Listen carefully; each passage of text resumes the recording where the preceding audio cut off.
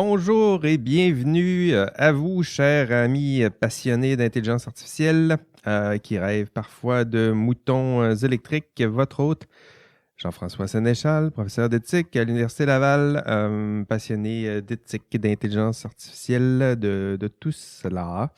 Passionné de podcasts, entre autres. Là, j'en écoute plusieurs. Un jour, là, je vous ferai peut-être quelques suggestions.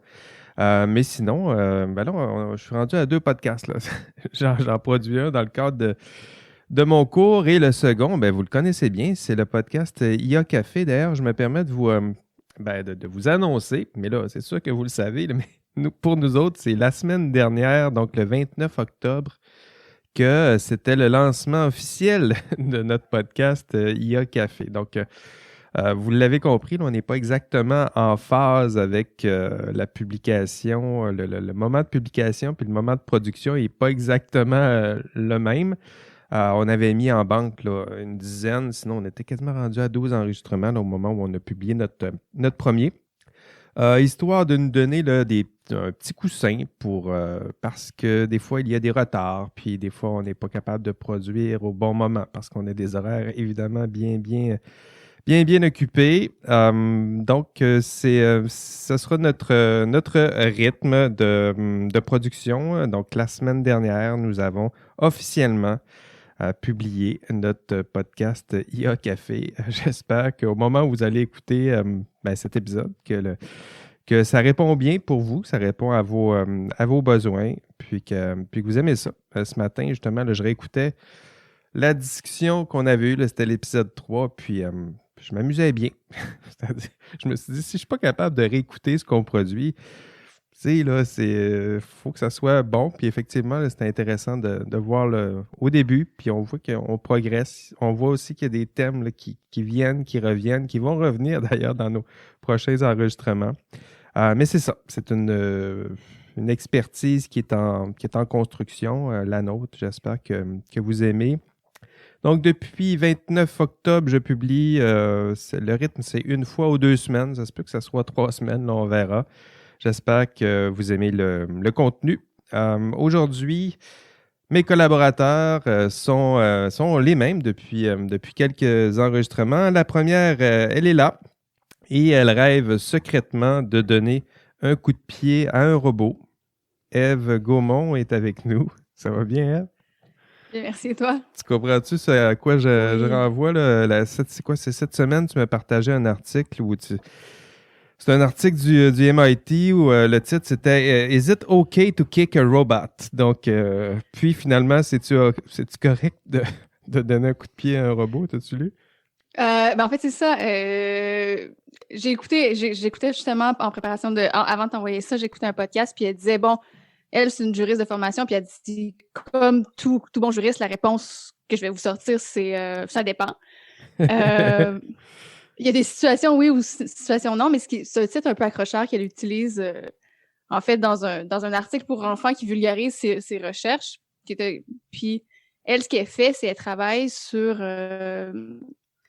les relations humains-robots, puis les connexions émotionnelles entre les humains et les robots. Puis c'est super intéressant ce qu'elle est capable de faire ressortir, là. Moi, à la base, j'ai un peu de la difficulté avec tous les aspects science-fictionnels, robots et compagnie. Je décroche souvent qu'on en parle. Mais elle, ce qu'elle fait, c'est qu'elle tire des conclusions sur l'humain à partir de la manière dont l'humain agit avec un robot. Oui. Puis c'est super intéressant. Elle est comme capable elle travaille notamment pour voir le niveau d'empathie des personnes selon la manière dont ils flattent un robot dinosaure ou comment ça peut les aider, surtout, en fait, c'est ce qui est le plus intéressant, à accroître leur empathie. Par exemple, un enfant autiste, comment on peut l'aider à développer ses mécanismes d'empathie en interagissant avec un robot. C'est super, super cool. Très bien. Donc, est-ce que c'est OK? Ben, en tout cas, c'est OK d'observer des humains en train de voir leur réaction, voir s'ils vont kicker ou non le robot. Ça nous en dit long sur eux. Peut-être pas sur le robot, mais sur eux, ça nous en dit long. Bienvenue, Ève. Merci d'être là encore cette semaine. Le deuxième, il s'ennuie de son podcast Open Layer. T'as-tu arrêté les enregistrements? Je vois des enregistrements. Tu publies encore des podcasts, mais tu fais plus d'enregistrements. J'en avais. C'est quand il y a eu le premier confinement, j'avais, je pense encore comme 8, 9, 10 épisodes, un affaire comme ça en avance. Moi, j'étais vraiment, vraiment en avance. Moi, c'était pas la semaine de la COVID, j'allais avoir assez d'épisodes pour finir mon année. J'avais comme un gros crunch que j'allais en faire comme 8, 10 en une semaine. Fait que c'était vraiment bien, mais là, j'ai pas recommencé. J'en ai fait un seul en ligne. Je l'ai pas encore sorti parce que j'ai pas aimé l'effet, le visuel puis tout, mais je vais. Tu sais, c'était vraiment intéressant la discussion. Fait que je vais. Faut juste que je me mette à faire le montage. Fait que tu sais, quand t'en as juste un à faire puis que t'es pas dans l'espèce Dans de le mood, thème, là. c'est plus difficile. Tu sais, fait que faut juste me rasseoir. Puis à chaque semaine, je me dis ça. Ça fait 1 mois. Fait que, mais je ne reprendrai pas, moi, avant de faire en personne. J'ai pris la décision de toujours faire mes prochains épisodes en personne, sauf si c'est une personne qui est à l'extérieur du Canada puis que j'aimerais vraiment l'avoir comme invité. En tout cas, moi, je m'ennuie de vous avoir ici au bureau, en studio. J'espère qu'on va pouvoir bientôt enregistrer ça. Il y a une dynamique qu'on peut pas vraiment. Ça fonctionne bien à distance, là, mais pas juste le son, mais la dynamique. C'est un peu plus compliqué d'improviser, de répondre, d'être dynamique. Mais en tout cas, moi, ce que je vais faire, par contre, c'est que je vais profiter de ta pause pour essayer de rattraper ton nombre d'épisodes. Là. On va essayer de faire ça rapidement pour. On est bien parti. Mon avance est à fond de plus en plus vite. En tout cas, on va essayer d'utiliser ce temps-là pour faire plus d'épisodes de IA Café pendant que tu es peut-être un peu plus disponible pour nous. Revenons donc à nos moutons électriques. Dans cet épisode, nous revenons sur l'épisode Carl Maria Mørk. Carl, très belle entrevue avec Carl. J'ai beaucoup aimé la discussion qu'on a eue avec lui, un sujet dense, un sujet important, un sujet nécessaire, puis séduisant un peu. Moi, je le disais au début dans l'entrevue, là, c'est séduisant là, pour un chercheur qui veut des sujets qui sont à la fois difficiles, mais à la fois intéressants du point de vue académique et intellectuel. Ce sujet-là, le combo suicide et intelligence artificielle, ça me semblait être un terrain académique enthousiasmant. Le son de l'entrevue, je le réécoutais, c'était pas top, mais en même temps, je pense qu'en ce moment, tout le monde le sait, là, c'est difficile de faire ça à distance, puis on s'est habitué un peu au son, des fois un peu cacane, ou des fois des connexions qui font que la voix est un peu plus robotique, puis j'espère que nos auditeurs nous le pardonneront. Carl parlait de plusieurs sujets, donc les thèmes abordés, santé mentale, évidemment, prévention du suicide, des applications AI, mais très appliquées. Donc, c'était pour étudier, pour comprendre, pour détecter des comportements délicats, intervenir en matière de suicide, réduire le nombre même de suicides. Aviez-vous déjà entendu parler de ces applications AI dans ce domaine? Est-ce que c'était pour la première fois que vous étiez confronté à tout ça ou est-ce que vous aviez déjà entendu parler de tout ça?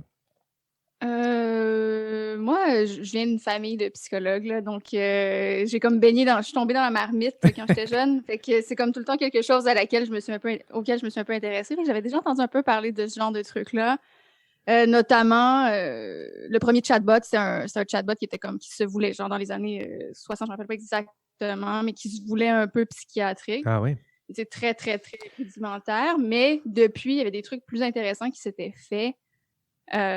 Notamment dans le militaire, puis je pense que Carl en parlait un petit peu, mais des espèces de robots psychologues qui favorisaient la possibilité pour les vétérans de se confier puis de divulguer leurs troubles post-traumatiques, alors que dans les manières habituelles, ils s'ouvraient pas vraiment. Tu sais, des militaires, parfois, ça peut être un petit peu plus réservé face à leur détresse psychologique. Puis c'était comme une espèce d'avatar sur une télé qui était powered by AI, qui leur permettait vraiment d'aller plus loin puis de parler de leurs angoisses, de leurs cauchemars, puis de comment ils revivaient leur traumatisme. Ça, c'était dans les années 60? Sinon, non. Elisa, le premier chatbot dans les années 60.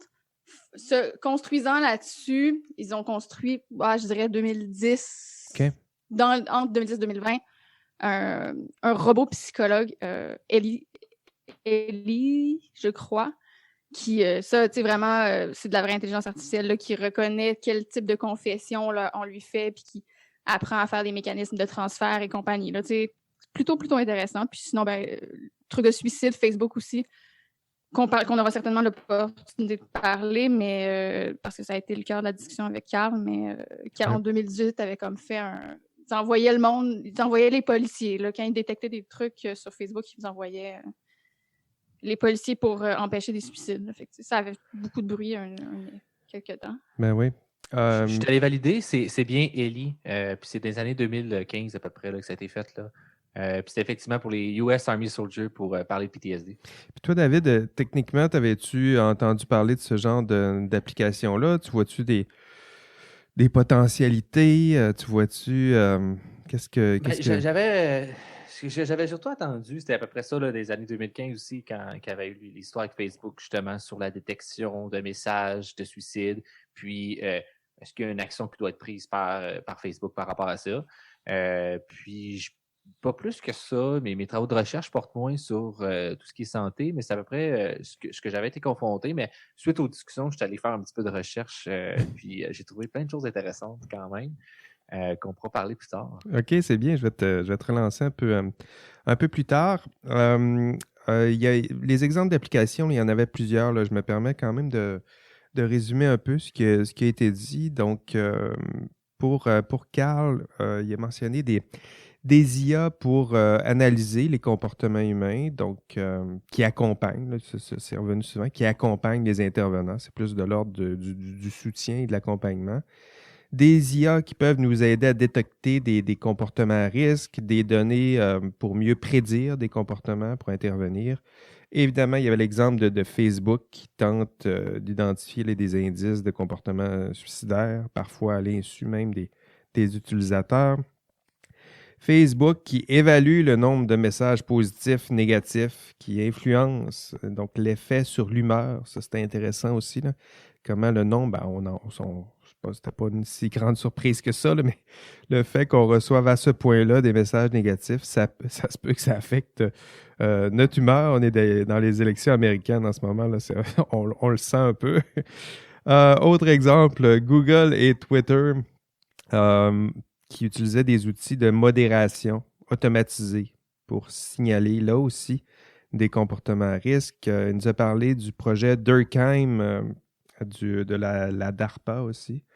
Très intéressant là, de voir comment, pour les vétérans de guerre, des outils là, pour repérer, je pense que c'était à travers les discussions ou échanges courriels de ces vétérans-là, est-ce qu'il y aurait des signes suicidaires ou des signes de santé mentale problématique. Il nous parlait aussi des IA en je vais essayer de le dire comme il faut, je l'ai écrit en plus, infodémiologie. Donc, c'est comme l'épidémiologie là, avec la COVID-19, mais pour lier à de l'information. Donc, des outils de repérage d'informations pertinentes utiles dans des bases de données cliniques. Donc, ça a été mentionné. Qu'est-ce qu'il y avait d'autre? Des IA qui nous accompagnent dans la gestion des réseaux sociaux, qui détectent là aussi des comportements déviants. Il nous a parlé du Canada Protocol, donc l'outil développé par Carl. C'était à la toute fin de l'entrevue. Je me suis permis quand même de résumer les principales questions là, que si vous êtes en train de développer une application AI, là, si on reprend le protocole en question, donc si vous êtes dans l'industrie, vous êtes en train d'essayer de développer ça, là, une application où il y a des données en santé qui sont colligées ou qui traitent de problèmes de santé. Les questions que Carl nous suggérait, c'était, première question, avez-vous pensé à la valeur de la science sur laquelle s'appuie votre produit? Ce qui est une bonne idée. Là. Ça tient-tu la route là, ou c'est juste une mauvaise idée mal fondée? Avez-vous pensé à l'utilité, mais pour la population ciblée? Des questions importantes comme avez-vous pensé à vos conflits d'intérêts? Ça, c'est intéressant de le poser là, dès lors qu'on se met surtout si on veut que les personnes aient confiance envers notre application. Si vous êtes en conflit d'intérêts, puis ça finit par se savoir, gageons que non seulement ils vont perdre confiance en vous, mais en l'application aussi qu'ils tentent de développer. Autre question, toujours dans le Canada protocole. Avez-vous pensé aux enjeux liés à la transparence? Donc, on voit là, c'est des enjeux éthiques là, qui reviennent, qui vont revenir même dans nos différents épisodes. Avez-vous pensé donc aux enjeux liés à la transparence, liés à la vie privée, liés au consentement libre et éclairé? On parle du droit à l'oubli. C'est intéressant, c'est une notion qui devrait revenir aussi, ça, le droit à l'oubli. Lorsqu'on donne des données, le droit au retrait, mais le droit à l'oubli, à l'effacement, là, je dirais, de nos traces, c'est intéressant. Autre question, toujours dans le protocole. Avez-vous pensé aux enjeux de sécurité? Ben là, il faudrait, j'imagine, il faut penser à ça. L'accès, donc, aux tierces parties, les données sensibles, le besoin peut-être d'intervention humaine. On est toujours dans la sécurité, là. Des fois, les applications, on a besoin d'avoir un humain à l'autre bout qui est toujours prêt à intervenir aux besoins. Autre question, avez-vous pensé aux risques sur la santé? Évidemment, donc les soins prévus, la réaction que vous aurez si jamais vous détectez des risques sur la santé, comment les résoudre, comment accompagner. Donc là, ici, il y a tous les concepts là, de bienfaisance, non-malfaisance, faire du bien, pas faire de mal. Donc ça revient toujours dans son protocole. C'est plein de questions là, qui sont riches. C'est sûr que je les liste comme ça, mais il y a plusieurs enjeux éthiques importants. Je pense qu'on pourrait réfléchir sur chacun de ces thèmes, mais c'est intéressant de les lister comme ça pour voir tout ce à quoi il faut penser. Là. Tu sais, des fois, on essaie de développer des applications. C'est quoi les enjeux éthiques? Il faudrait penser à tout. Ben, tout, vous ne serez jamais capable, mais si vous passez à travers le protocole, ben, c'est déjà un bon départ. Dernière question, avez-vous pensé aux biais? Ben oui. Donc, aux biais, non seulement dans l'exécution de l'application, mais dans les données qui ont été utilisées pour développer l'application, qui seront colligées par l'application. Donc, tout ça dans la sélection, la transformation, les biais. On y revient. Donc, ça, c'était les 5 grandes catégories, là, je dirais, des questions auxquelles il faut penser, du moins à la lumière du protocole proposé par Carl et son équipe.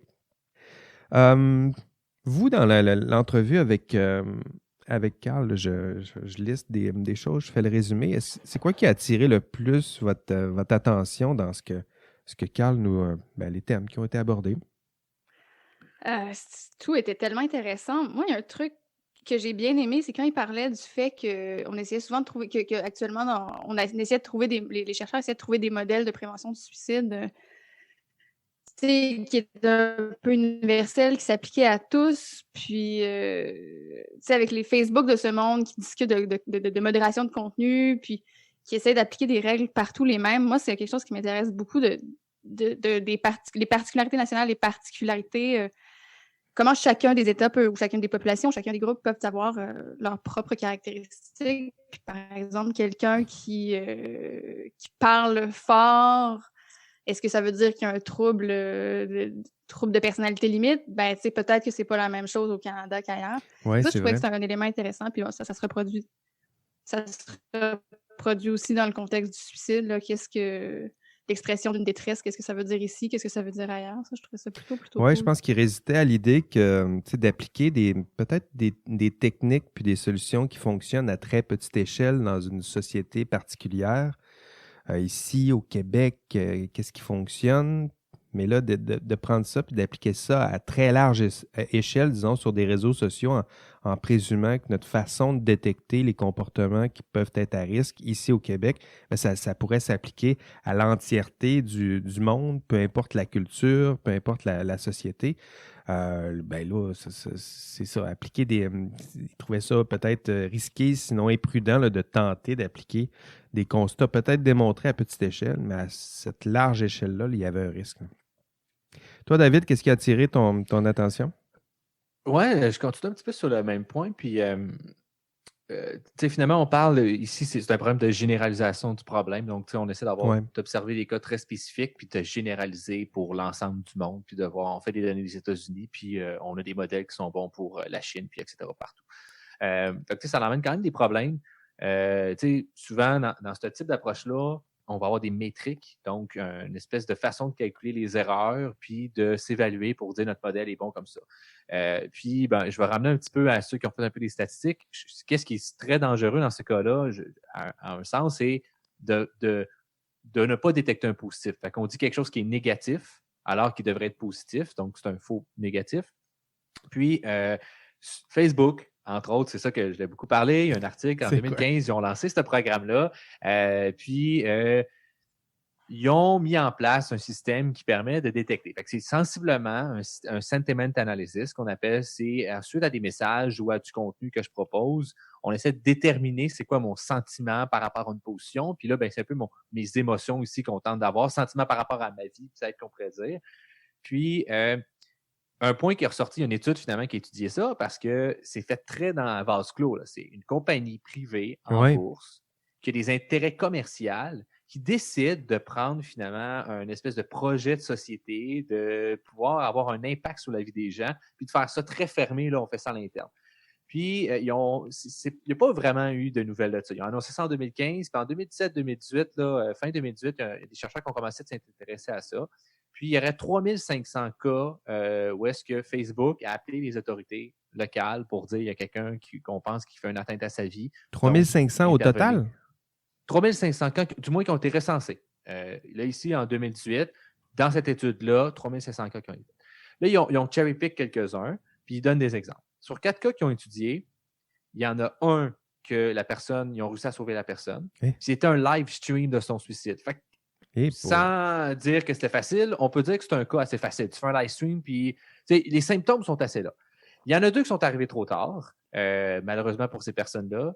Puis la 4e, c'était un faux positif. C'est-à-dire qu'on a dit qu'on pensait que la personne allait se suicider, mais elle ne voulait pas se suicider. Les policiers sont arrivés sur place. Là, la personne a dit non, je n'ai pas envie de me suicider, non, rien. Puis ils ne l'ont pas cru, ils l'ont embarqué puis ils l'ont envoyé dans un hôpital psychiatrique. Et ça a quand même des dommages importants parce que là, tu dis, c'est pas si pire, tu vas juste à l'hôpital. Oui, mais mettons, aux États-Unis, là, tout ce qui est santé mentale, c'est des dossiers qui te suivent à vie pour ton assureur. Fait que là, elle est peut-être plus assurable à cause de ça. Peut-être qu'elle est plus capable d'avoir une assurance vie parce que, ou une assurance médicaments parce que là, elle a un dossier comme quoi qui est rentré en hôpital psychiatrique pour tentative de suicide, même si ce n'est pas vrai. Ça se pourrait qu'elle ne peut plus s'assurer, avoir droit à des médicaments, avoir droit à des emplois parce qu'il y a un ordinateur quelque part dans un vase très clos qui a dit on pense que cette personne-là veut se suicider. C'est quand même important comme dommage sur la vie des gens pour une entreprise qui est cotée en bourse, qui a aucun droit de retard, pas de comité d'éthique, c'est pas un projet. Puis un point important que justement qu'ils disent, c'est qu'en santé, les chercheurs qui font ce genre de programme-là ont un bagage à avoir de choses à s'assurer, la conformité, d'être transparent, d'être ça. Puis eux autres font ça en toute impunité, dans l'ombre totale. Puis il n'y a personne qui est capable de mettre une loupe là-dessus et de dire ça, ce que tu fais, c'est pas correct, genre, t'as pas le droit de faire ça. Puis c'est juste des gens comme toi et moi qui est bon nécessairement en informatique qui fait des affaires comme ça. En tout cas, du moins, ce que je peux voir avec ça. Je ne sais pas qu'est-ce qu'ils ont dans l'équipe, là. Je fais un petit peu peut-être un jugement là-dessus, mais présentement, c'est à ça que ça ressemble. Tu sais. On n'a pas d'idée qu'est-ce qui s'est passé, là. Oui, mais c'est intéressant. Ça explique aussi pourquoi Carl donnait autant d'importance à ce problème-là là, qui sont les faux positifs. Donc, de ne pas détecter à la limite quelqu'un qui a des comportements qui peuvent être dangereux, à la limite, ça serait peut-être tolérable plus que de, justement, je pense que l'exemple que tu donnes est éclairant, là, l'idée qu'on pourrait cerner ou identifier une personne qui aurait des comportements suicidaires alors qu'elle nie tout ça. Donc, déjà, si elle le nie, pour moi, ça me satisfait comme preuve, en tout cas suffisamment pour ne pas l'embarquer puis l'amener à l'hôpital, mais on peut voir où ça nous mène tout ça. D'ailleurs, c'était toi, Ève, qui avait soulevé l'idée de cette prophétie. Ça revient souvent là, avec le suicide. Prophétie auto-réalisatrice, c'est-à-dire que le simple fait de l'évoquer ou de pointer pourrait induire des comportements délicats, c'est ça? Oui, absolument. Puis à la limite, je ne sais pas exactement comment les mécanismes fonctionnent, comment ça mène à ça, mais si on me dit que j'ai tous tous les traits d'une personne suicidaire, que possiblement ma vie va pas si bien, bien, ça introduit dans mon esprit cette possibilité-là. Puis une fois que la possibilité est introduite dans mon esprit, ben, ça peut pernicieusement faire son chemin, ce qui est un peu tannant là, quand même, mais pour encore utiliser un euphémisme, mais ouais, mais puis je m'interroge quand même aussi là, sur les questions, ben, clairement de protection des renseignements personnels, puis sur ces renseignements personnels-là, je pense que je le disais dans l'entrevue, mais normalement, quand tu collectes une donnée, quand Facebook collecte une donnée, elle doit avoir une finalité, puis te dire à quelle finalité elle collecte ces données-là. Puis je suis pas mal certaine que ça fait pas partie des motifs là. Je pense pas que Facebook, en fait, je suis certaine que Facebook ne nous parle pas de la protection de notre santé mentale quand on consent et on se sent bonne à ce site-là. Puis, comme je me rappelle pas d'avoir consenti à ça, c'est sûr. Est-ce que tu te rappelles d'avoir lu La Politique? Je m'en rappelle pas non plus. C'est ça. Il n'y a personne qui les lit. Au final, là, les stats sont clairs là-dessus. Il n'y a personne qui lit les conditions d'utilisation de Facebook. Mais, oui, on reviendra avec l'exemple de notre prochain invité. William, William a abordé ça, là, les contrats. Il reviendra peut-être un peu plus tard, mais c'est intéressant. Les faux positifs, le risque d'erreur. D'ailleurs, parlant d'erreur, j'en ai fait une pendant l'entrevue. Je me réécoutais où j'ai fini par dire, à force d'en parler, ça va arriver. Là. C'est-à-dire qu'à un moment donné, on parlait pendant l'entrevue de la série 13 Reasons Why ou quelque chose comme ça.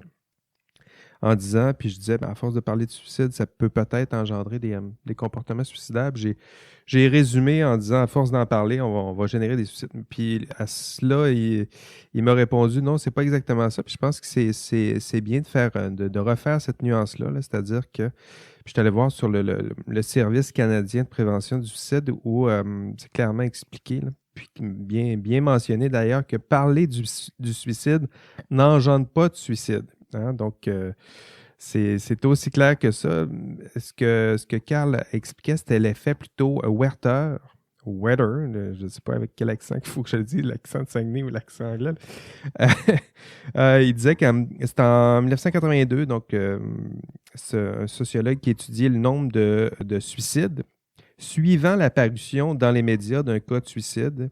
Puis quand on a des parutions de cas de suicide dans les médias avec des personnalités publiques, là, on a un effet sur les comportements suicidaires des populations là, qui peuvent être touchées par ces suicides-là. Là. Comme l'exemple qu'il disait dans l'article en question que je suis allé explorer, il disait à mon époque, le suicide de Kurt Cobain, il y a eu une hausse de 11,7 %, probablement ici que c'est la détection de comportements suicidaires. Donc, 11 points.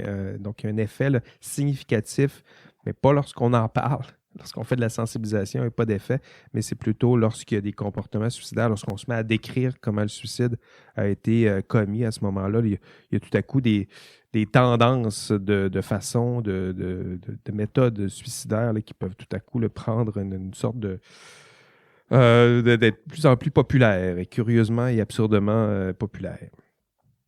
OK. Donc, les faux positifs, ça a attiré notre attention. Moi, je dirais que ce qui a attiré mon attention aussi, c'est c'est l'idée même que, moi, je pense que c'est ça qui m'intéressait peut-être davantage, puis que j'aimerais éventuellement discuter avec lui de tout ça. Là, c'était lorsque Carl il expliquait comment ces intelligences artificielles peuvent être utilisées comme outils épidémiologiques. Donc, c'est un peu comme on analyse là, la COVID en ce moment là, avec le nombre de cas. Comment on pouvait utiliser l'intelligence artificielle pour étudier, de la même façon qu'on étudie la COVID, là, le nombre de cas, le nombre de détections, le nombre d'hospitalisations, puis tranquillement de faire des recoupements. Hein, on imagine l'intelligence artificielle avec la puissance d'analyse qu'on est capable d'aller chercher avec ça, être capable d'aller chercher toutes ces données-là, puis de les recouper avec d'autres critères sociaux, d'autres critères analysés, je ne sais pas, les politiques publiques, les différentes mesures de confinement en ce moment, pour faire des liens entre le taux de confinement, puis tout à coup, le nombre de comportements suicidaires, puis tranquillement essayer de voir ou demander à ces intelligences artificielles-là de nous aider à voir peut-être des corrélations et peut-être mieux encore des causalités, puis éventuellement intervenir sur ces comportements-là. Donc, je trouvais qu'il y avait quelque chose d'encore plus intéressant. On a surtout abordé l'aspect individuel, personnel. Comment que l'outil peut nous aider à détecter des comportements individuels problématiques. Mais moi, ce qui m'intéresserait davantage, c'est voir comment ces outils-là peuvent être efficaces pour nous aider à identifier des comportements sociaux ou des traits sociaux ou des critères sociaux qui peuvent influencer le nombre de suicides par année, par exemple. Moi, ça me fascine depuis que je m'intéresse un peu à la sociologie. Là, avec les travaux de Durkheim, il y avait ça. Il y avait l'idée complètement farfelue que chaque société génère son nombre de suicides à chaque année. Là. Puis il y a des sociétés qui génèrent plus de suicides que d'autres. Je suis allé voir les chiffres en ce moment. Là. En Lituanie, c'est en ce moment 31,9 suicides par 100 000 habitants. Puis c'est assez constant au cours des années. Maroc, 2,9. Donc de 31 à 2,9. En France, 17,5 suicides par 100 000 habitants. Au Canada, 12,5. Donc chaque société, qu'est-ce qu'il y a dans nos sociétés qui génère un peu plus ou un peu moins de suicides? L'idée que j'avais en tête, c'est est-ce que ces IA-là, qui sont capables d'aller voir, là, d'aller éplucher plusieurs critères, plusieurs paramètres, est-ce qu'éventuellement, ils seraient capables de nous aider à identifier des critères un peu plus sociaux, là, épidémiologiques, le suicide compris là, comme une épidémie? Est-ce que ces IA-là pourraient nous aider, c'est ça, identifier des critères plus sociologiques sur lesquels, éventuellement, on pourrait agir. Donc, ça, c'était la dimension là, de ces outils-là appliqués au suicide que j'aurais peut-être aimé explorer encore un peu plus. Pas juste la détection des comportements problématiques ou délicats individuels, mais des critères sociaux là, sur lesquels qu'on pourrait peut-être mieux comprendre grâce à ces IA, puis éventuellement sur lesquels on pourrait peut-être agir.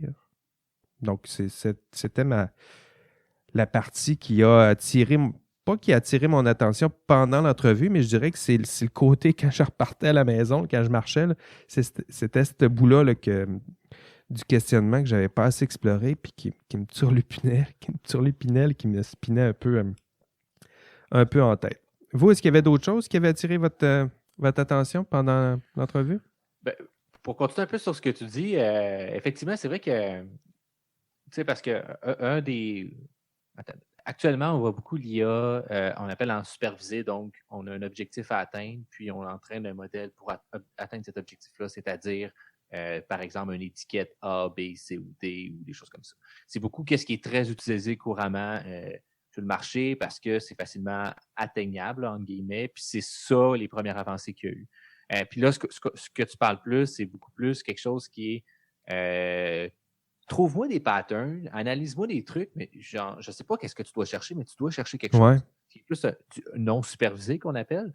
Puis c'est vrai que ça, présentement, c'est en train d'évoluer. Puis c'est vraiment intéressant, mais c'est plus c'est comme l'analyse de données, du forage de données, des trucs comme ça. Puis ce que j'ai l'impression, c'est que c'est pas encore cette connaissance-là n'est pas encore arrivée pleinement en sciences sociales. C'est encore très niche en informatique. Fait que c'est peut-être pour ça que, justement, on n'a pas encore eu des choses, mais effectivement, il y a peut-être un aspect économique, peut-être à ça aussi. Les sciences sociales, les premières qui sont appropriées, si on veut, l'IA, c'est marketing, e-commerce, des choses comme ça, parce que on ne va pas se cacher, il y a de l'argent à faire. T'sais. Alors que là, un étudiant qui est pas nécessairement, qui est en sciences sociales, souvent l'étiquette de pas nécessairement aimer les maths ou des choses comme ça, ou l'informatique, c'est peut-être pas quelque chose qui est proche pour lui. Fait que c'est peut-être pour ça que j'ai l'impression, mais effectivement, je pense qu'il y aurait vraiment un plus-value.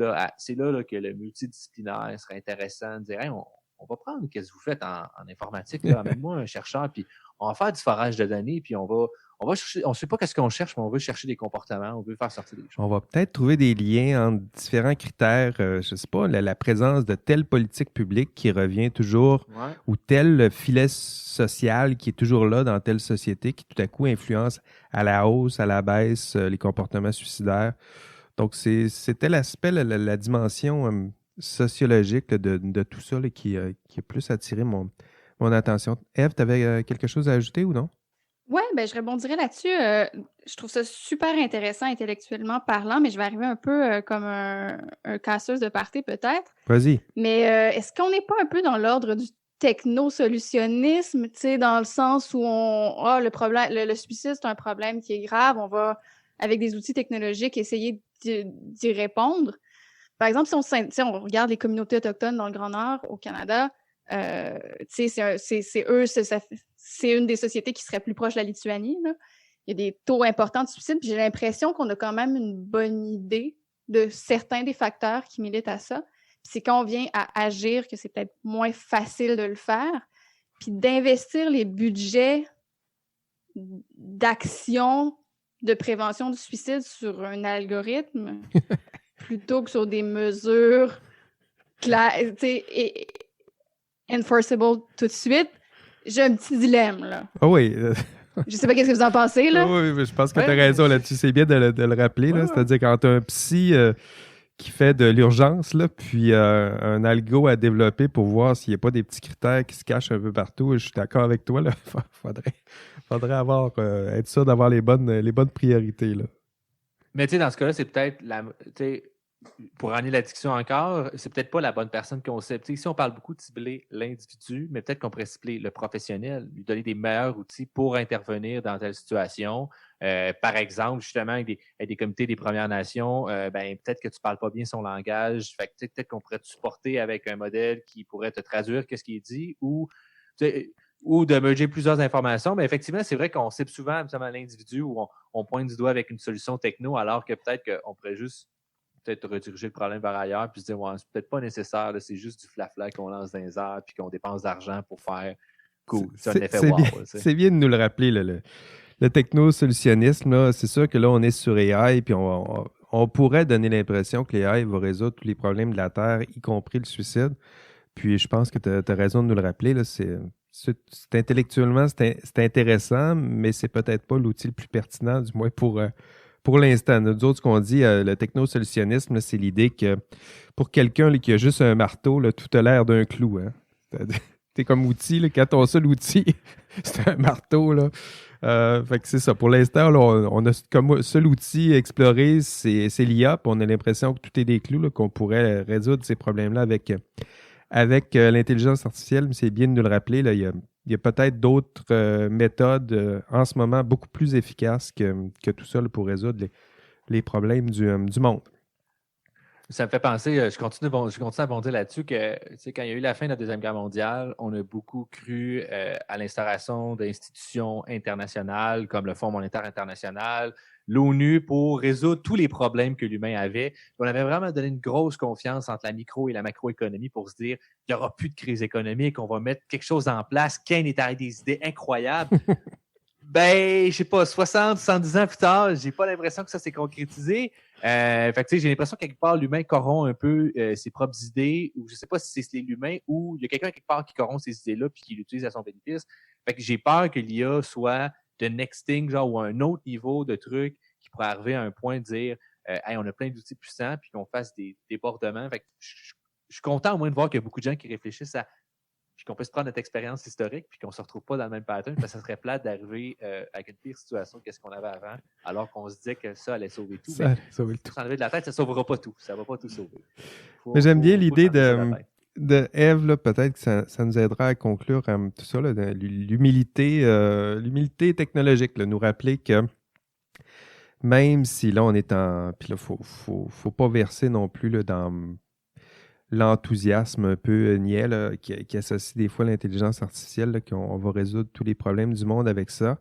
Se rappeler que c'est un outil technologique puissant, intéressant, intellectuellement très stimulant, mais concrètement, entre les idées qu'on déploie, puis ce qui se fait plus concrètement, faut voir si en ce moment, les outils qu'on a à notre disposition, quels sont, surtout en matière de suicide ou de problèmes de santé mentale, quels sont les outils les plus efficaces ici et maintenant pour tenter de résoudre ces problèmes-là. Le reste, je pense que c'est notre fibre chercheur là, qui qui est bien là, c'est-à-dire qu'on tripe plus sur les problèmes, les solutions intellectuellement stimulantes, mais des fois, un marteau pour cogner sur le clou, ça peut régler bien des problèmes. Bon, là, je suis en train de virer mon analogie à l'envers, là, donc je risque de mêler tout le monde, c'est pas bien grave. Donc, ce sera tout pour notre... désolé d'aller aussi vite, ce sera tout pour notre entrevue avec Carl Maria Mørk. Merci encore à Carl de nous avoir accompagnés, de nous avoir permis d'aborder un sujet qui est... C'est pas tous les jours là, qu'on discute de ce genre de sujet-là. Donc, c'est un sujet nécessaire, profond, passionnant. Le seul sujet important, c'est ce que j'avais dit en introduction, là, selon Camus, c'est le seul sujet important. Puis là, on est à l'épisode 13. Là. Donc, on a déjà passé le seul sujet important. Désolé de vous le dire comme ça. Là. Mais le reste, ce sera moins important comme sujet. Mais du moins, on comprend mieux le sens de cette provocation de Camus. On va conclure là-dessus. Merci à vous deux, Ève, David, de m'avoir accompagné aujourd'hui. Merci à vous d'avoir écouté cet épisode d'IA Café. Mon nom, Jean-François Sénéchal. Prenez soin de vous et on se revoit au prochain épisode. Et d'ici là, on rêve peut-être de moutons électriques. Allez, bye bye.